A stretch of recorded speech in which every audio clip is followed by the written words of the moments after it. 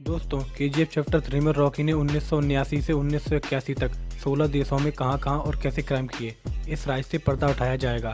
साथ में ये भी दिखाया जाएगा कि रॉकी ने जो फैक्स अमेरिका और इंडोनेशिया को भेजा था उसका क्या हुआ, उसने कैसे पूरी दुनिया पर अपना राज किया और कैसे पूरी वर्ल्ड की पुलिस को चकमा देकर वो अभी तक जिंदा है।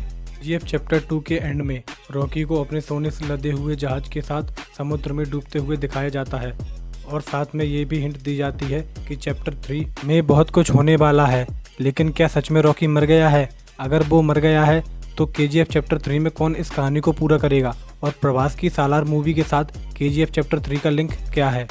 रॉकी को जिस तरह से मरते हुए दिखाया गया है असल में वो उस तरह से मरा ही नहीं, बल्कि वो समुद्र से बच निकलता है।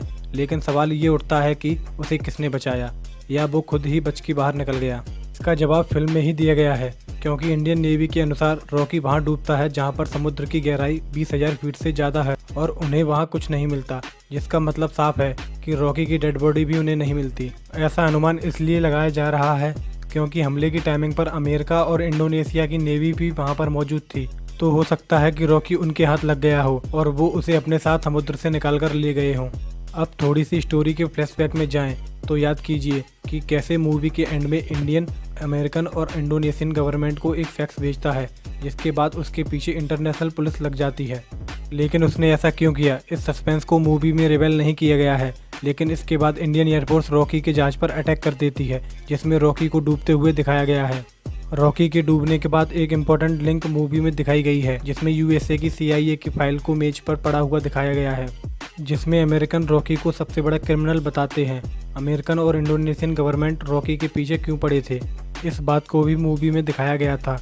असल में रॉकी ने 1979 से 1981 तक 3 सालों में 16 देशों में जमकर क्राइम किए। लेकिन इसके बाद क्या हुआ ये नहीं बताया गया, जिसका सीधा मतलब केजीएफ चैप्टर 3 की कहानी यहीं से शुरू होने से है।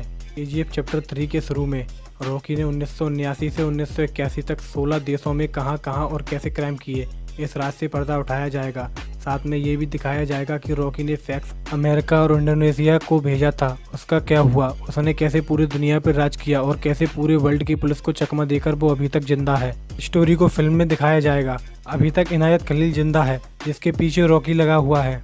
रॉकी ने इनायत खलील को कैसे मारा, इसे भी आप फिल्म की कहानी में देख पाएंगे, क्योंकि रॉकी इंडिया का है और उसने इंडिया में रहते हुए भी अमेरिका और इंडोनेशिया के 16 देशों में क्राइम किए, जिसे लेकर इन 16 देशों के बीच में भी आपस में लड़ाई देखने को मिल सकती है, जिससे वो रॉकी को पकड़कर सजा दे सकें।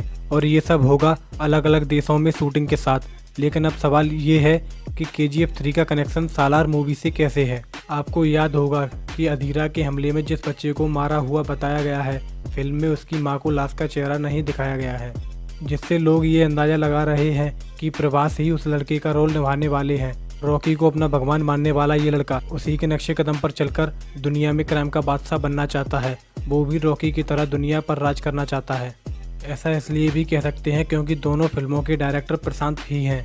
दोनों फिल्मों में बहुत कुछ एक जैसा देखने को मिल रहा है। इसके बाद ये भी संभव है कि रॉकी के कुछ सीन सालार मूवी में देखने को मिलेंगे और सालार का कनेक्शन केजीएफ चैप्टर 3 के साथ देखने को मिल सकता है। इतना ही नहीं, जिस लड़के को अधीरा ने मारा था उसकी मां का रोल करने वाली लेडी सालार में भी देखने को मिल सकती हैं, जिससे ये हिंट मिलता है कि केजीएफ चैप्टर 3 और सालार मूवी का बहुत बड़ा कनेक्शन है। मूवी में आपको उन सभी सवालों के जवाब मिलने वाले हैं जो अभी तक केजीएफ के दोनों चैप्टर्स में नहीं दिए गए हैं। वो आदमी कौन है जो पत्रकार आनंद को रॉकी की कहानी सुनाकर उसे गैंगस्टर से मॉन्स्टर बता रहा है? रमिका सेन रॉकी के बारे में ऐसा क्या जानती हैं जिसे वो दुनिया से छुपा रही हैं? इस कहानी में आनंद की किताब एल डोराडो को बैन कर दिया गया, जला दिया गया, लेकिन क्यों? जब केजीएफ को पूरी तरह से नष्ट कर दिया गया तो फिर रमिका सेन ने सेना से हमला क्यों करवाया? क्या रमिका सेन भी रॉकी से कहीं ना कहीं मिली हुई हैं?